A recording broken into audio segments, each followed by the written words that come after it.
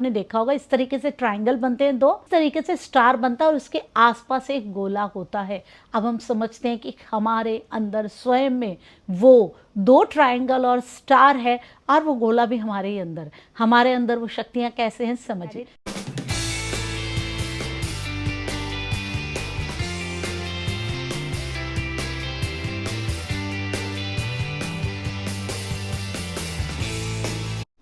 प्यारे दर्शकों, आपका स्वागत है मेरे YouTube चैनल में। मैं रमा जोशी, ज्योतिषी, रेकी हीलर, वास्तु कंसल्टेंट, अंकशास्त्री और ऑरा रीडर।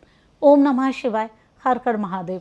प्यारे दर्शकों, आज मैं आप लोगों को बहुत बड़ा सीक्रेट बताने वाली हूँ। आप लोगों ने एक स्टार देखा है ना, इस तरीके से एक ट्रायंगल होता है और दूसरा ट्रायंगल इस तरीके से उसके ऊपर होता है। एक स्टार आप देखते हैं जिसका आध्यात्म में बहुत महत्व है। हम आध्यात्म में इसकी बात करते हैं, योगा में करते हैं, ध्यान में करते हैं। तो बहुत सारे लोग उससे यंत्र भी बनाते हैं। आपने देखा होगा, इस तरीके से ट्रायंगल बनते हैं दो, इस तरीके से स्टार बनता है और उसके आसपास एक गोला होता है। अब हम समझते हैं कि हमारे अंदर स्वयं में वो दो ट्रायंगल और स्टार है और वो गोला भी हमारे ही अंदर। हमारे अंदर वो शक्तियां कैसे हैं समझिए। जो लोग ध्यान लगाते हैं उनको पता होगा, एक त्रिभुज हमारे मूलाधार चक्र में बनता है और एक त्रिभुज हमारे आज्ञा चक्र में बनता है। जो हमारे मूलाधार चक्र में त्रिभुज बनता है ना, वो इस तरीके से होता है, नीचे से शुरू होता है और ऐसे होता है ऊपर फ्लैट। जो हमारे नीचे का ट्रायंगल है मूलाधार चक्र का, वो इस तरीके से आता है और फिर यहाँ से फ्लैट है। और जो हमारे आज्ञा चक्र में त्रिभुज बनता है ना, वो इस तरीके से होता है। हमारे जो आज्ञा चक्र का ट्रायंगल है ना, वो इस तरीके से है, ऊपर से नुकीला है और नीचे से फिर फ्लैट है। इस तरीके से दो ट्रायंगल्स हैं जो कि हमें दिखाई नहीं देते हैं। ये सारी चीज़ें हम आध्यात्म में बात करते हैं। इन दोनों को ही मिलके वो स्टार बनता है। कैसे बन जाता है? जब हमारी एनर्जीज इतनी बढ़ जाती हैं, एक्टिवेट हो जाती हैं, जब हमारी एनर्जीज पूरी तरीके से ग्रो करती हैं, एक्टिवेट होती हैं, तो वो ट्रायंगल बन जाते हैं। बोलते हैं ना, मेडिटेशन में नीचे शक्ति ऊपर उठती है और शिव से मिलन होता है। बोला जाता है ना, हमारे सहस्रार चक्र में कैलाश है, ये भी आप लोगों ने सुना होगा। वो कैलाश फिर एक्टिवेट हो जाता है। हमारी नाड़ियाँ जागृत होती हैं। पहले हमारी सूर्य नाड़ी, चंद्र नाड़ी दोनों जागृत होती हैं, फिर हमारी सुषुम्ना नाड़ी जागृत होती है, हमारे अंदर अमृत वर्षा होती है, फिर उसके बाद हमारी कुंडलिनी शक्ति लगती है। लोगों को लगता है कुंडलिनी शक्ति लग गई, हो गया भैया, इसके आगे कुछ भी नहीं है।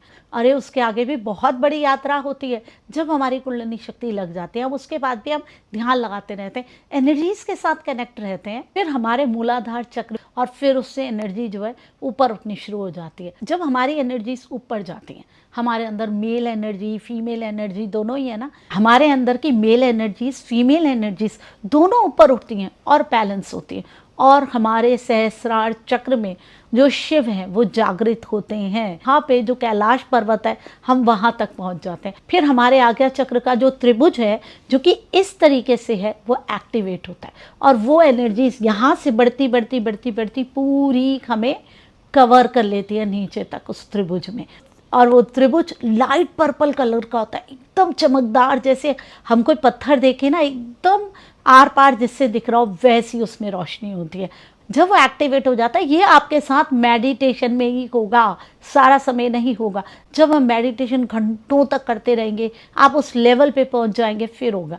फिर आपके मूलाधार चक्र का जो त्रिभुज है वो जागृत होता है और इस तरीके से एनर्जीज उठती हैं और फिर ऐसे बन जाते।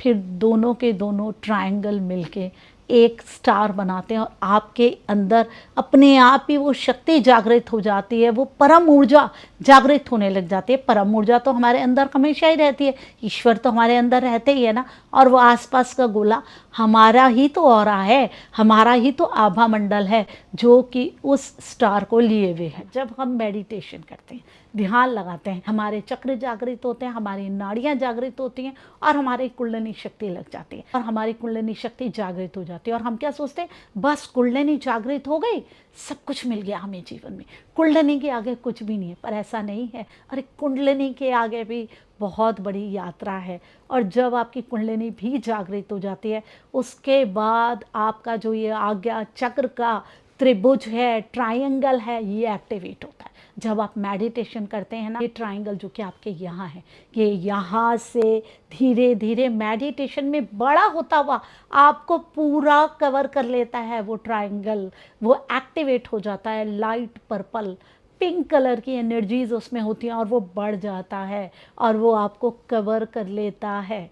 और जो आपके मूलाधार चक्र का रूट चक्र पे जो आपके ट्रायंगल है, बाद में अगर आपकी एनर्जीज और बढ़ती रहें और बढ़ती रहेंगी, ये बहुत लंबी यात्रा है, कई जन्मों की यात्रा है। ये नहीं है कि आप एक बारी में कर लेंगे। जब वो एक्टिवेट होता है तो वो इस तरीके से होता है नीचे से, और वो भी एक ट्रायंगल बन जाता है।